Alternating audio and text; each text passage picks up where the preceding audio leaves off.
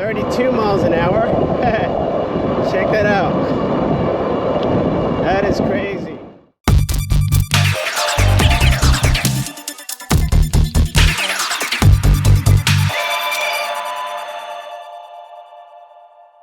What is up, guys? Jay here, back at it again with another e-bike. This one is available on Amazon and it is called the KingChii KC2601.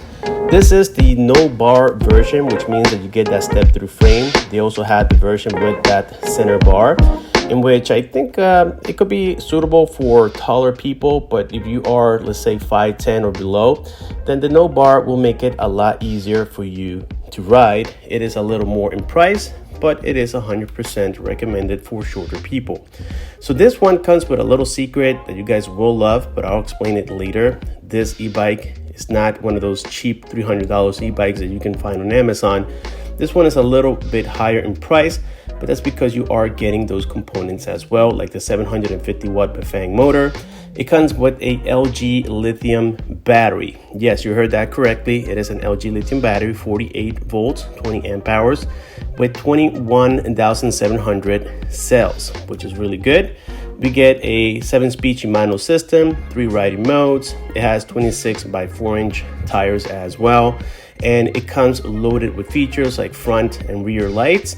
You get a nice LCD display and so much more, guys. Even hydraulic brakes on here. So what we're gonna do here in a moment is complete the assembly, and I'll guide you through it so that way you guys know in a couple of minutes how to put it together. The first step we must take is to install the front headlight along with the fender, which is held by 1 screw on the front side. And of course, it is held by 2 extra supports on the rear, which are attached to the forks. So we have one on the right and then the other one on the left. And this is a size number 3 Allen screw. A little bit unusual, but it is the way they designed it. And it works for the most part pretty well. Now we remove this support holding the forks in place. Don't forget to remove that spacer for the brake caliper. Now we take out the 50mm nuts and retainers from the wheel so that it makes it a little bit easier to slide.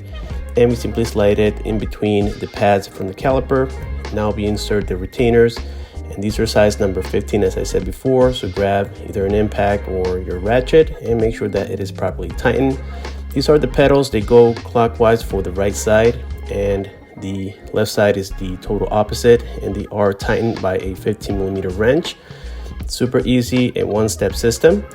And of course, our next step here is to do the handlebar. So undo the bracket that holds the handlebar in place from the stem. These are size number 5 Allen screws, and I go in a cross pattern so that I get the best grip possible. And now we do the side screws here for the stem. Make sure that your handlebar is aligning well with the front wheel. Now the rear fender comes pre-installed, but just check all the screws, make sure they're nice and tight. Now we do the LCD display. It has 2 brackets, and these are size also number 3 screws. And you simply get them loose and put on the brackets attached to the handlebar. They come with some rubber mounts as well in case you guys want a firmer grip on there. Now we do the front tire, which is 20 psi, and the rear, we're also going to set it up to 20 psi. That's the maximum we can do. Now let's peel some stuff off. Nice and satisfying. And bring it down so that way we can talk about the settings. Well, guys, we have a beautiful day here today, and it is excellent to go out there riding, and that's exactly what we will do. But before that, I want to show you here some of the settings on this display. So the first thing we have here are the tektro brake levers, and that's why I was mentioning before that this bike screams quality, and that's one of the ways that they're showing it is by including heavy duty brakes. Tektro is one of the best companies out there, and we have 2 levers, of course, 1 front brake, 1 rear brake, and then we have the little dial pad here along with the LCD display. We also get the 7-speed Shimano system with the thumb throttle as well. So to get it started, you simply press and hold here the power key, and this will give us a couple of different information on here. We have the battery indicator, which is on the upper left. Then we have the speedometer, the pedal assist mode. Then down here you have different settings. If you click on the eye, you can change it to, let's say, the odometer, the maximum speed that you had done on that particular ride, and also the average, and then it goes back into trip. Now, if you guys want to change the pedal assist, you simply go on the plus key here, and if you click it, it goes up to pedal assist number 5, which is the maximum speed. Now, we also have something called the P settings. To activate them, you click on the plus and the minus, you hold it for a few seconds, and then here are the P settings. Even though I'm not going to jump into them, it has about 18. To exit the P settings, you simply press on the eye and also the headlight, and it takes you back into the main settings here. And of course, we have the headlight, as you can tell, along with the tail light, and the tail light is super bright, which is great. And also, when you press on the brakes, they get a little bit stronger, indicating that you are braking, just like we see on motorcycles and cars as well. We also get a horn here right underneath the thumb throttle, which is a little bit hidden, but it is there. And as you can hear, it's quite loud as well. So I think that with this being said, guys, we are ready to head on to the park, test it out, and see what this is all about. Alrighty, guys, so here we have now arrived at the park, and we have this baby all set up and ready to go. We're gonna do several different tests on here. One is a speed test on each mode, which is the pedal assist modes. Then we're gonna do a stopping power, a hill test, and an overall battery performance. As you guys can tell, I have installed my phone with the GPS speedometer so that you can see how accurate it is. Right now, the LCD on the bike is claiming almost 9 miles an hour, and we have it almost exactly the same here with the GPS as well. This e-bike, the throttle will always remain at 20 miles an hour. Yes, so if I press it, even though I'm on pedal assist number 1, you can see right here that it is taking us to 20 miles an hour, and then it dies off once it reaches 20 miles an hour. Now, if we pedal on the other hand, and we don't use the throttle at all, and I'm talking about slight pedal, then that's when the pedal assist mode does work. So pedal assist 1 takes us about 13 miles an hour. Now this is pedal assist number 2. This would take us up to about 17, 18 miles an hour. All right, so far we're getting there. And I mentioned a little secret about this bike, which I've never seen before, is that it can do up to 31 miles an hour, and I already tested it. So this is pedal assist number 2. This is pedal assist number 3, and I'm hardly pedaling, guys. I'm just talking about slight movement on the pedal, and we're doing already 21 miles an hour on pedal assist number 3. All right, so I think I have an open road here. So this is pedal assist number 4. Let's see here. This one is taking us up to 24, maybe 25 miles an hour. All right, I better start slowing down a little bit. All right, so yes, it took us to 25 miles an hour. All right, we're getting there. 27, 29. We're getting there, 30. We're talking about GPS speed. 30, 31, guys. Right there it is.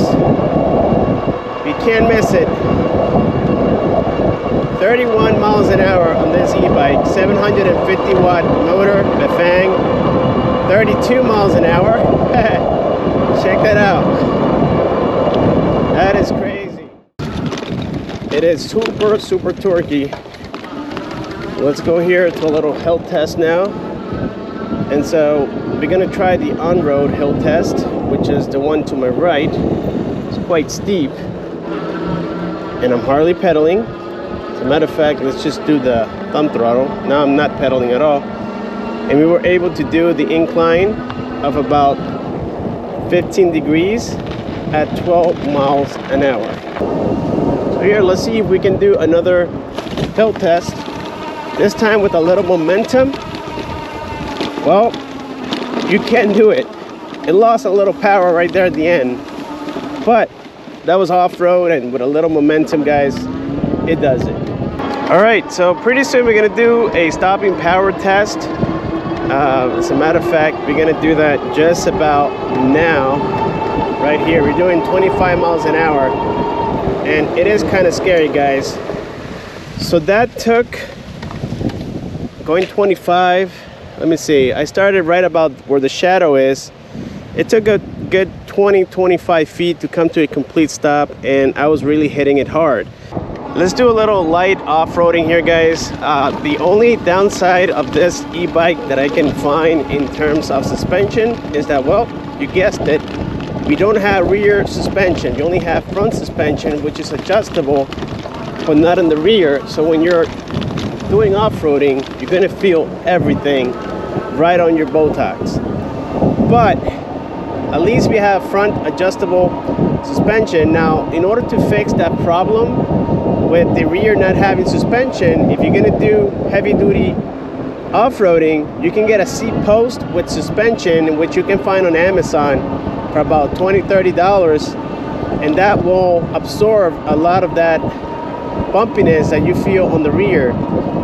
Maybe it won't be a complete solution, but it'll be a lot better than using the stock seat post, which doesn't have any type of suspension. The lights, even on daylight time, they still remain quite bright, and that includes the tail light as well. And the horn, super loud for what it is, and it has this tone. It's like a cop siren type of tone that creates a lot of attention when you honk it. In case you guys are curious, this is the battery of the KingChii.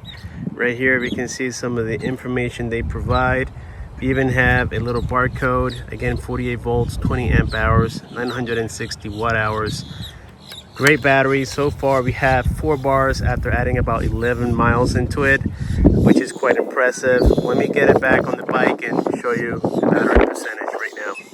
And here it is. You can see it right there, guys. We have 4 bars out of 5. And when I came here to the park, we had about 7, 8, I think it was 8 or 9 miles, I can't recall, in the bike, and right now we are about 22 miles, and this thing is still holding quite well. Definitely a recommended bike, guys. KingChii, maybe the brand is not known as of right now, but it has behaved as a premium bike, and I gotta say I'm quite impressed with all the components. Again, the BAFANG motor, the tektro brakes. Right now you can get this for about $1,500. So if you guys have any questions, you know what to do. Leave your comments below. Don't forget to hit that like button, comment, share, and subscribe, and click on the bell icon so that you don't miss future videos like this. I'll see you guys on my next one.